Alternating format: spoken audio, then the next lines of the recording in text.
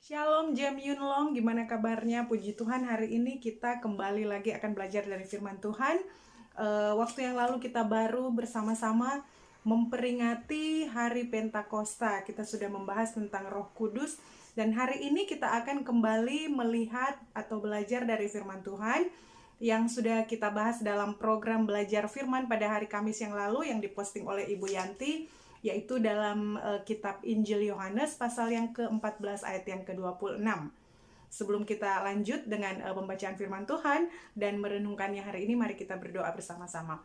Bapa di surga, kami bersyukur hari ini kami akan belajar lagi tentang Roh Kudus, tentang penghibur yang Engkau sudah berikan bagi kami semua ada di hidup kami.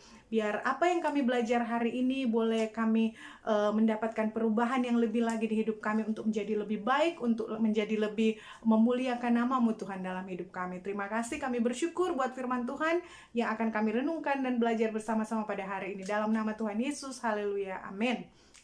Mari kita lihat bersama-sama dalam Injil Yohanes pasalnya yang ke-14 ayatnya yang ke-26. Saya bacakan. Tetapi penghibur, yaitu Roh Kudus yang akan diutus oleh Bapa dalam namaku, dialah yang akan mengajarkan segala sesuatu kepadamu dan akan mengingatkan kamu akan semua yang telah kukatakan kepadamu. Roh Kudus diberikan Tuhan untuk menghibur kita, untuk menguatkan kita. Tapi kali ini saya akan berikan dua hal apa yang Roh Kudus kerjakan dalam hidup kita dan kita akan belajar bersama-sama. Di sini dikatakan bahwa penghibur atau Roh Kudus itu yang Tuhan berikan dalam hidup kita, yang saya percaya sudah ada dalam hidup saya dan saudara. Dikatakan di sini dialah yang akan mengajarkan segala sesuatu.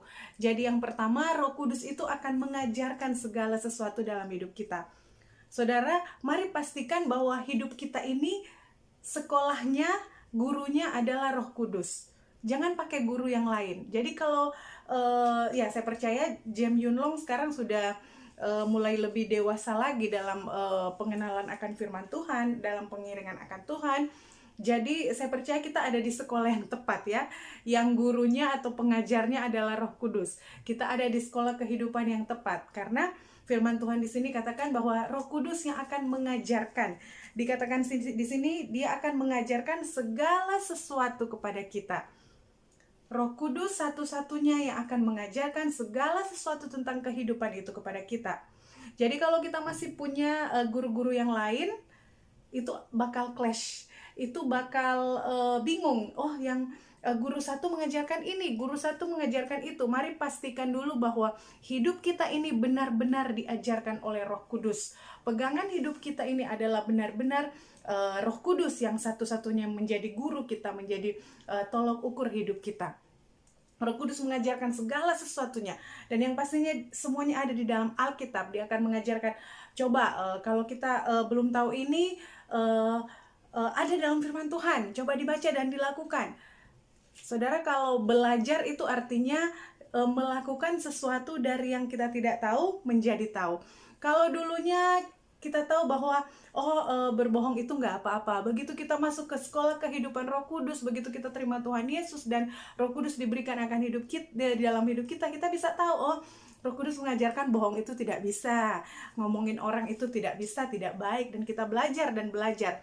Namanya orang belajar, pasti ada masanya untuk dia fail atau kali ini waktu ujian kelas ya, biasanya saudara sudah belajar habis-habisan ya zaman sekolah dulu, tapi tetap aja soal nomor 3 ini saya udah hafal-hafal tadi malam, tetap saya nggak bisa jawab.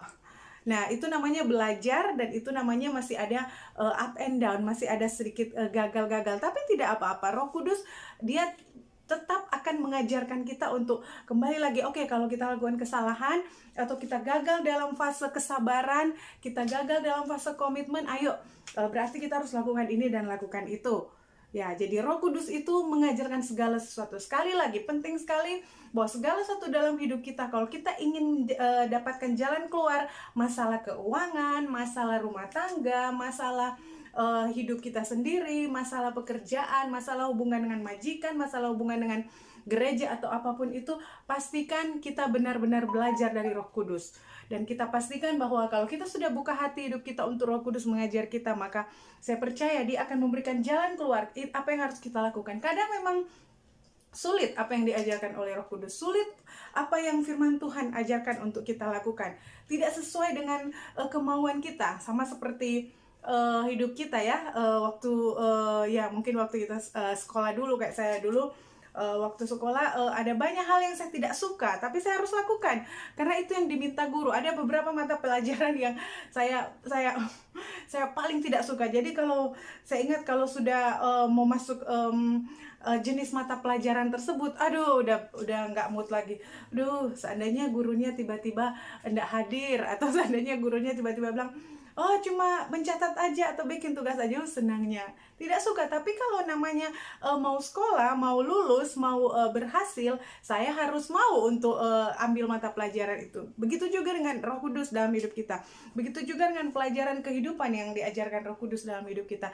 Banyak hal-hal mungkin yang tidak sesuai dengan kemauan kita, banyak hal-hal yang mungkin tidak seperti apa yang kita pikirkan, atau tidak terjadi seperti yang apa kita harapkan. Tapi kita percaya saja, sekolah tidak pernah ada untuk membuat orang bodoh. Roh Kudus tidak pernah Tuhan hadirkan untuk membuat kita jadi bodoh. Tapi Roh Kudus Tuhan hadirkan dalam hidup kita untuk menghibur kita, untuk menolong kita, dan untuk membuat kita berhasil. Amin. Jadi mari kita pastikan bahwa kita diajar oleh Roh Kudus. Mari kita tahu dan kita mengerti dengan benar-benar dalam pengertian, dalam hal Roh Kudus mengajarkan kita segala sesuatu. Dan saya percaya kalau guru kita adalah Roh Kudus, maka tidak ada segala sesuatu pun yang berakhir dengan gagal, karena kita punya guru yang tepat, kita punya panutan yang tepat. Oke? Itu pertama, Roh Kudus akan mengajarkan segala sesuatu kepada kita. Yang kedua dikatakan di sini, Dialah yang akan mengajarkan segala sesuatu kepadamu dan akan mengingatkan kamu akan semua yang telah kukatakan kepadamu. Pertama, Roh Kudus mengajarkan. Kedua, Roh Kudus mengingatkan. Kenapa harus diingatkan? Nah, ada satu hal yang paling sering terjadi dalam hidup saya, yaitu sering lupa. Namanya orang lupa, kalau udah lupa sudah, itu sudah udah lupa ya, tidak bisa diulang lagi waktunya. Nah, ternyata Roh Kudus ada untuk mengingatkan. Saya catat di sini dalam soal mengingatkan untuk melakukan kembali hal-hal yang sudah tidak dilakukan lagi, baik disengaja maupun tidak disengaja. Nah, Roh Kudus diberikan kepada kita untuk mengingatkan kita juga. Ternyata waktu kita mulai memberikan hidup kita diajar oleh Roh Kudus, dan kita mulai mengerti dengan benar maksud Tuhan, arah hidup kita, kadang-kadang begitu banyak pergumulan yang datang, begitu banyak masalah yang datang, kita mulai ada masa kita down, ada masa kita jadi malas, ada masa kita lupa, ada masa kita lalai, ada masa kita sengaja untuk melupakan apa yang Tuhan suruh kita lakukan. Nah, Roh Kudus akan mengingatkan kita. Saya percaya di hati setiap orang percaya yang sudah menerima Yesus sebagai Tuhan dan sudah menerima Roh Kudus dalam kehidupannya, di saat dia melakukan hal-hal dosa, di saat dia melakukan hal-hal yang Tuhan tidak suka, di saat dia melanggar komitmennya, Roh Kudus pasti mengingatkan dia dalam hatinya. Cuma kadang tidak mau ngaku, jadi cuek-cuek aja gitu. Tapi saya percaya ada satu hal atau ada satu bagian di dalam hati nuraninya yang mulai dikorek-korek Roh Kudus. Kamu udah mulai melenceng loh. Oke, kamu begini loh.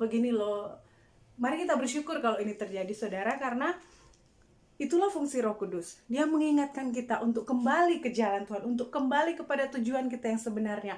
Karena kita sudah tahu garis akhir hidup kita, karena kita sudah tahu garis akhir dari tujuan Tuhan dalam hidup kita adalah berhasil dan bukan gagal.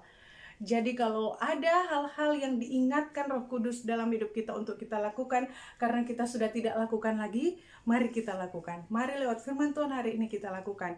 Mungkin ada komitmen-komitmen yang pernah kita buat dan mulai kita langgar, entah itu lupa, entah itu males aja, entah itu tidak sengaja, entah itu apapun itu. Kalau hari ini lewat firman Tuhan, Roh Kudus ingatkan kita untuk lakukan lagi, sebaiknya kita lakukan, karena itu untuk kebaikan kita, karena itu artinya Roh Kudus masih aktif di hidup kita. Contohnya, biasanya suka baca Alkitab setiap hari, tiba-tiba karena sibuk ini itu, Roh Kudus ingatkan lagi, kamu kan punya komitmen baca Alkitab. Kedua, misalnya biasanya kita ada komitmen untuk oh saya mulai hari ini kalau saya ketemu dengan orang itu yang awalnya saya tidak suka, saya akan senyum. Tapi gara-gara orang itu tetap aja bikin hal yang menjengkelkan, susah sekali untuk senyum dengan dia, susah sekali untuk lakukan komitmen ini. Kalau Roh Kudus ingatkan, kita harus lakukan lagi. Karena Roh Kudus itu adalah sesuatu yang hidup, sesuatu yang aktif. Kalau dia ingatkan dan kita lakukan, dia akan memberikan kekuatan bagi kita untuk melakukannya. Kalau kita pernah berkomitmen untuk setia kepada Tuhan, ada banyak ya di dalam pelayanan, setiap minta didoakan, kirim kirim message pribadi atau mungkin bicara saya langsung, pastor saya nggak dapat libur minggu, tolong doakan supaya dapat libur minggu, saya rindu untuk beribadah. Oke, kita doakan. Dan begitu dapat libur minggu tidak pernah muncul di gereja. Kalau itu terjadi, contohnya, dan Roh Kudus ingatkan lagi, lakukan. Kalau itu komitmen tentang memberi, ya saya tidak tahu ya, saya sudah tidak cek-cek lagi soal income di gereja sekarang, karena saya lihat luar biasa ya, everything is good.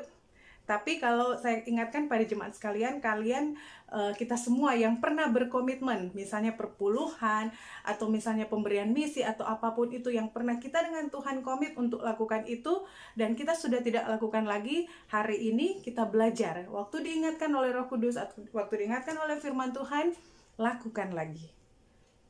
Karena itu artinya Tuhan mau kita ada di dalam tujuan yang sebenarnya. Soal memberi ini memang agak sensitif.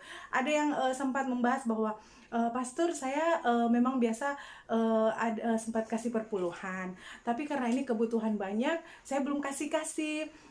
Tapi biasanya saya kalau pas dapat uang banyak, saya kasih bahkan lebih dari perpuluhan. That's not the point.